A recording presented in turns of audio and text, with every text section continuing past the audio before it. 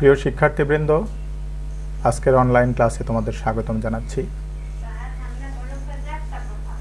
আজকে আমরা অনার্স প্রথম বর্ষের মৌলিক ব্যষ্টিক অর্থনীতির অষ্টম অধ্যায়ের বাজার বিষয়ে আলোচনা করব।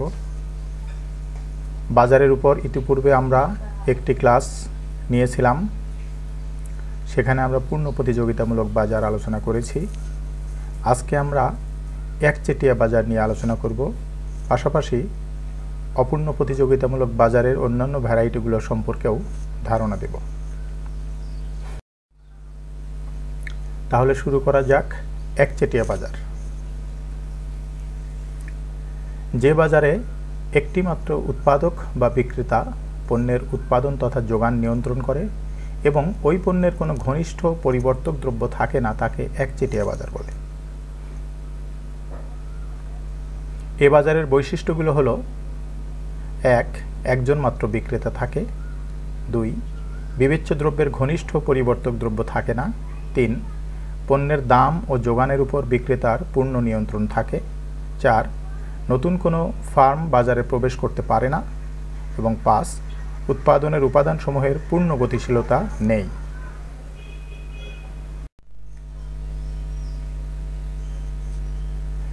একচেটিয়া বাজার উদ্ভবের কারণ: 1. সরকারের আইন।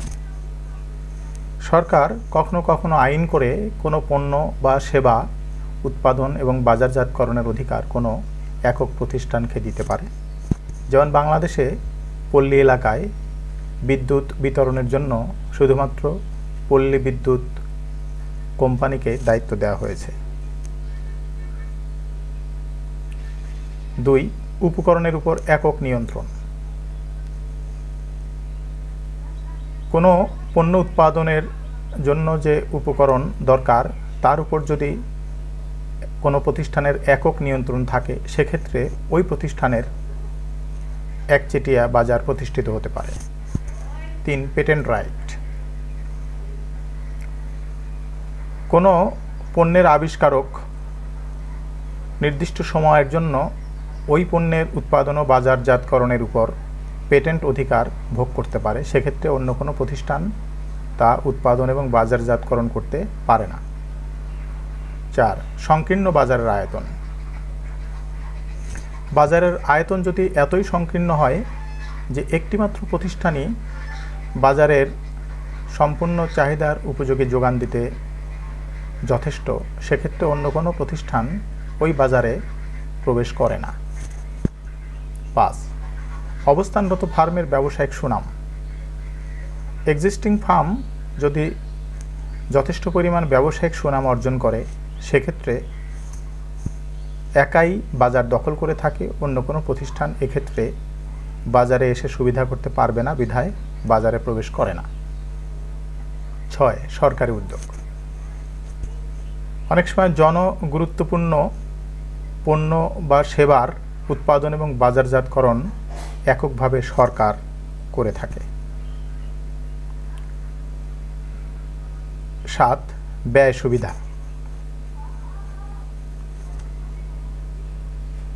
অনেক সময় এক্সিস্টিং ফার্ম তার আয়তনের কারণে আভ্যন্তরীণ এবং বাহ্যিক সুযোগ সুবিধা ভোগ করে থাকে, ফলে সর্বনিম্ন ব্যয়ে কোনো দ্রব্যের উৎপাদন এবং বাজারজাতকরণ করতে পারে। এক্ষেত্রে অন্য কোনো নতুন প্রতিষ্ঠান ওই সুবিধা না থাকায় বাজারে প্রবেশ করে সুবিধা করতে পারবে না, বিধায় বাজারে প্রবেশ করে না।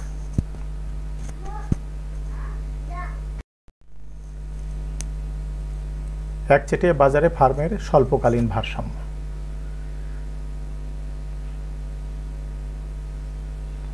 ভারসাম্যের প্রয়োজনীয় শর্ত হল: ভারসাম্য বিন্দুতে প্রান্তিক আয় ও প্রান্তিক ব্যয় পরস্পর সমান হবে,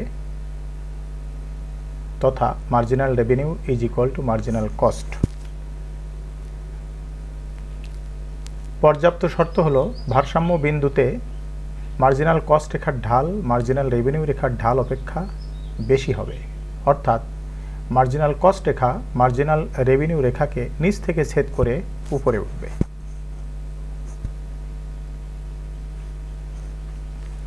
কোনো প্রতিদ্বন্দ্বী না থাকায় একচেটিয়া বাজারে বিক্রেতা এককভাবে বাজার নিয়ন্ত্রণ করে তথা দাম ও পরিমাণের উপর প্রভাব বিস্তার করতে পারে, তবে সে একই সাথে বাজার দাম ও পরিমাণ নির্ধারণ করতে পারে না। মুনাফা সর্বোচ্চ করার লক্ষ্যে সে দাম নির্ধারণ করে। এক্ষেত্রে ফার্মের বিক্রয় বৃদ্ধির সাথে সাথে মোট আয়, টোটাল রেভিনিউ, ক্রমহ্রাসমান হারে বৃদ্ধি পায়। এমতাবস্থায় গড় আয়, অ্যাভারেজ রেভিনিউ ও প্রান্তিক আয়, মার্জিনাল রেভিনিউ উভয়ই হ্রাস পায়। তবে অ্যাভারেজ রেভিনিউয়ের তুলনায় মার্জিনাল রেভিনিউ দ্বিগুণ হারে হ্রাস পায়। ফলে মার্জিনাল রেভিনিউ ও অ্যাভারেজ রেভিনিউ রেখা উভয়ই ডান দিকে নিম্নগামী হয়, তবে মার্জিনাল রেভিনিউ রেখা অ্যাভারেজ রেভিনিউ রেখার নিচে অবস্থান করে এবং দ্বিগুণ ঢালযুক্ত হয়। একচেটিয়া বাজারে ফার্মের স্বল্পকালীন ভারসাম্য। স্বল্পকালে একটি ফার্ম শুধু পরিবর্তনীয় উপকরণ পরিবর্তন করতে পারে, স্থির উপকরণ পরিবর্তন করতে পারে না। ফলে স্বল্পকালে একটি ফার্ম স্বাভাবিক মুনাফা বা অস্বাভাবিক মুনাফা অর্জন অথবা ক্ষতির সম্মুখীনও হতে পারে। চিত্রে আমরা বিষয়গুলো ব্যাখ্যা করেছি। নিচে বাম পাশে স্বাভাবিক মুনাফা সহ একটি ভারসাম্য দেখিয়েছি। এখানে আমরা দেখতে পাচ্ছি ই বিন্দুতে ভারসাম্যের প্রয়োজনীয় এবং পর্যাপ্ত শর্ত পূরণ হয়েছে এবং এই অবস্থায় ফার্মের মোট আয় এবং মোট ব্যয় উভয়ই ওএম এপি। ফলে এই অবস্থায় ফার্ম শুধুমাত্র স্বাভাবিক মুনাফা অর্জন করছে। ডান দিকে ওপরের চিত্রে অস্বাভাবিক মুনাফা সহ ভারসাম্য দেখানো হয়েছে। এখানে আমরা দেখতে পাচ্ছি ই বিন্দুতে ভারসাম্যের দুটো শর্তই পূরণ হয়েছে, তবে এই অবস্থায় আমরা দেখতে পাচ্ছি ফার্মের মোট আয় ওএম এপি মোট ব্যয় ওএম সিবি এর তুলনায় বেশি। ফলে ফার্ম এক্ষেত্রে অস্বাভাবিক মুনাফা অর্জন করছে পিএসিবি পরিমাণ।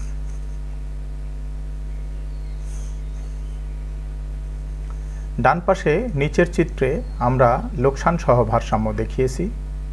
এখানে ই বিন্দুতে ভারসাম্যের দুটো শর্ত পূরণ হয়েছে। এই অবস্থায় আমরা দেখতে পাচ্ছি ফার্মের মোট ব্যয় ওএম বিসি মোট আয় ওএম এপি এর তুলনায় বেশি। ফলে ফার্ম পিএবিসি পরিমাণ ক্ষতির সম্মুখীন হচ্ছে।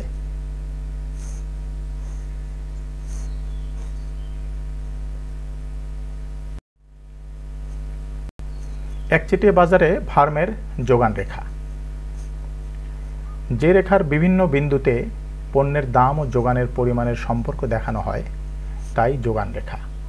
মার্জিনাল কস্ট প্রদত্ত অবস্থায় একজন একচেটিয়া কারবারি ভিন্ন ভিন্ন দামে একই পরিমাণ পণ্য অথবা একই দামে ভিন্ন ভিন্ন পরিমাণ পণ্য বিক্রয় করতে পারে।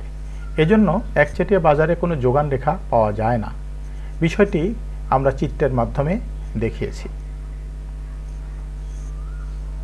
চিত্রে বাম পাশে ক চিত্রে আমরা যেটা দেখিয়েছি ই বিন্দুতে ভারসাম্য অর্জিত হয়েছে, কারণ এখানে ভারসাম্যের দুটো শর্তই পূরণ হয়েছে।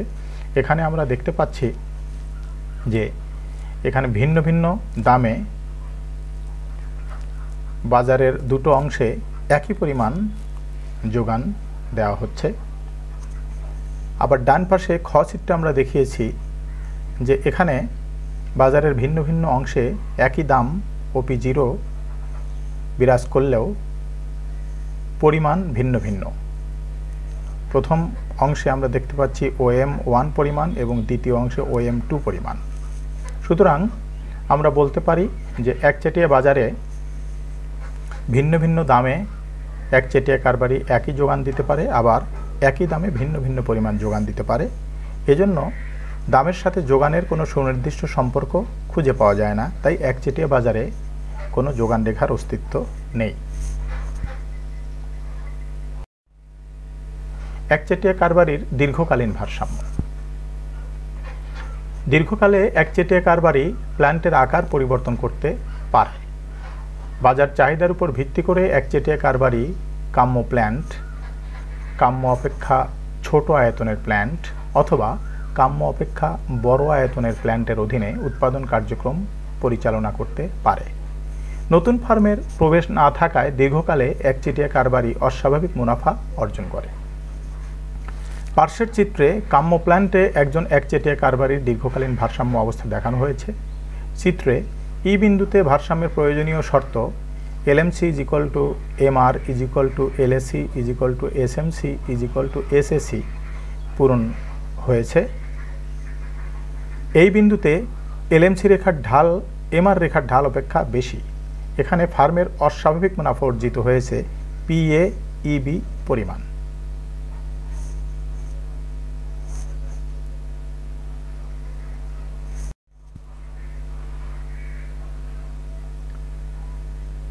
একচেটিয়ামূলক বাজার।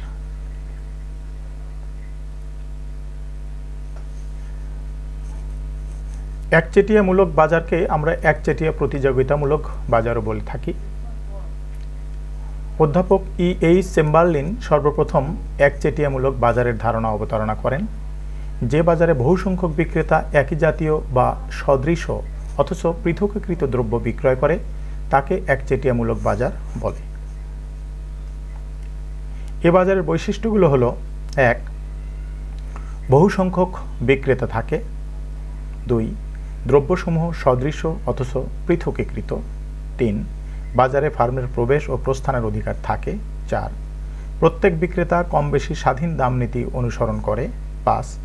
দামের উপর বিক্রেতার আংশিক প্রভাব থাকে। 6. বিজ্ঞাপনের মাধ্যমে বিক্রেতার বাজার দখলের প্রচেষ্টা বর্তমান।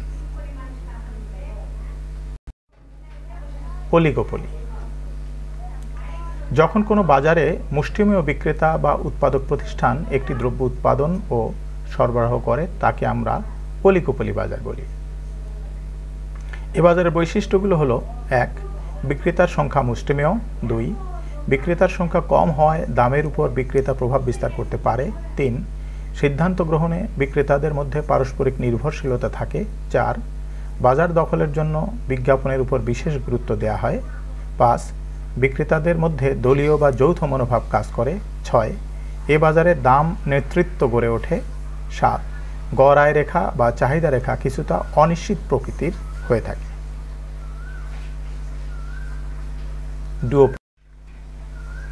যখন কোনো বাজারে দুইজন মাত্র বিক্রেতা বা উৎপাদক প্রতিষ্ঠান একটি দ্রব্য উৎপাদন ও সরবরাহ করে তখন আমরা তাকে বলে থাকি ডুওপলি বাজার।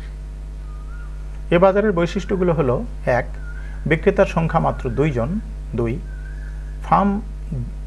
ফার্ম দুটি সমজাতীয় দ্রব্য উৎপাদন করে। 3. দুটি বিক্রেতার মধ্যে তীব্র প্রতিদ্বন্দ্বিতা বিদ্যমান থাকে।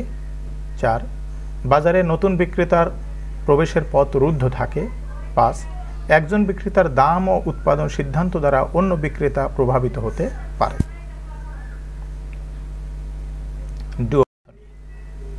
যে বাজারে বিক্রেতার সংখ্যা অনেক তবে ক্রেতার সংখ্যা মাত্র 2 জন তাকে ডুওপসনি বাজার বলে। ডুওপসনি হলো ডুওপলির বিপরীত ধারণা। এ বাজারের বৈশিষ্ট্যগুলো হলো: ক্রেতার সংখ্যা মাত্র 2 জন। 2. বিক্রেতার সংখ্যা অনেক। 3. ক্রেতারাই দ্রব্যের দাম ও যোগান নিয়ন্ত্রণ করে। 4. ক্রেতার সংখ্যা কম থাকায় বাজারে দ্রব্যের দাম কম থাকে। মনোপসনি। মনোপসনি যে বাজারে বিক্রেতার সংখ্যা অনেক তবে ক্রেতার সংখ্যা মাত্র 1 জন তাকে মনোপসনি বাজার বলে। মনোপসনি হলো মনোপলির বিপরীত ধারণা। এ বাজারের বৈশিষ্ট্যগুলো হলো: 1. ক্রেতার সংখ্যা মাত্র 1 জন। 2. বিক্রেতার সংখ্যা অনেক। 3. ক্রেতাই দ্রব্যের দাম ও যোগান নিয়ন্ত্রণ করে। এবং 4. যোগানের উপর ক্রেতার নিয়ন্ত্রণ থাকায় বাজারে দ্রব্যের দাম কম থাকে। পূর্ণ প্রতিযোগিতামূলক ও অপূর্ণ প্রতিযোগিতামূলক বাজারের মধ্যে পার্থক্য। 1. পূর্ণ প্রতিযোগিতামূলক বাজারে অসংখ্য ক্রেতা ও বিক্রেতা থাকে। অন্যদিকে অপূর্ণ প্রতিযোগিতামূলক বাজারে ক্রেতা এবং বিক্রেতার সংখ্যা কম থাকে। 2. পূর্ণ প্রতিযোগিতায় দ্রব্য সমজাতীয় হয়, অন্যদিকে অপূর্ণ প্রতিযোগিতায় দ্রব্য সমজাতীয় নয়। 3. পূর্ণ প্রতিযোগিতায় বিক্রেতা এককভাবে দামের উপর প্রভাব বিস্তার করতে পারে না, কিন্তু অপূর্ণ প্রতিযোগিতায় বিক্রেতা দামের উপর প্রভাব বিস্তার করতে পারে। 4. পূর্ণ প্রতিযোগিতায় কোনো দ্রব্যের একটি মাত্র দাম বিরাজ করে, কিন্তু অপূর্ণ প্রতিযোগিতায় একই দ্রব্যের বিভিন্ন দামে ক্রয় বিক্রয় হতে পারে। 5 পূর্ণ প্রতিযোগিতায় দ্রব্যের চাহিদা সম্পূর্ণ স্থিতিস্থাপক হয়, অন্যদিকে অপূর্ণ প্রতিযোগিতায় দ্রব্যের চাহিদা সম্পূর্ণ স্থিতিস্থাপক নয়।